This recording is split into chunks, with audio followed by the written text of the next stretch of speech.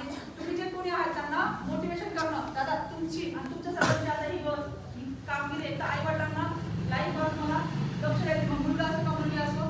आणि दुसरी गोष्ट म्हणजे जे कोणी खचलेले आहेत आता त्यांना मोटिवेट करणं, त्यांना पुन्हा तुम्ही त्याचा पाठीचा आधार पाठीचा कणा म्हणून तयार राहणं हे तुमचं सगळ्यांचं कर्तव्य आहे.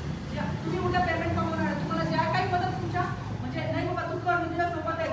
आता बघा नायगावच्या काही मुली आहेत त्या तिथं म्हणतात की मॅडम काही अडचण असली की सांगा, पोलीस आहेत आपल्या नायगावचे काही मुलं पण पोलीस आहेत आपले, ते म्हणतात की कोरोना आमच्याकडे पाठवा, आम्ही त्यांची सोय लावून देतो, हे करतो ते करतो, जेवणाची सोय करतो, काही पण फुल नाही फुलाची पाकळी खारीचा वाटा तुम्हाला देता येईल अशी मी तुम्हाला फक्त गुरुदक्षिणा येऊन मागते. आणि त्याच्यानंतर तुम्ही रत्नामध्ये गेले यासाठी यांच्याकडून दूरदृष्टीकडून तुमचा छोटासा एक जल्लोष आहे. हा सत्कार समारंभ खूप मोठ्या प्रमाणात मोठ्या स्टेजवर नंतर होणार आहे. हा फक्त एक आनंद आहे.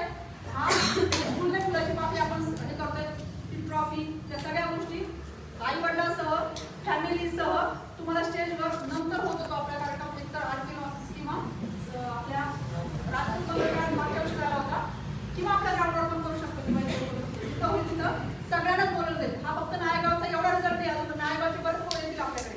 मान्य काही अजून आपलं नाव आज सकाळी रिझल्ट आलाय, काही फोन नाही आलेले आहेत अजून आपल्याला किंवा सरांना आता पण आले असेल तर नाही ते येऊ शकले नाहीत काही लोक, तर हरकत नाहीये.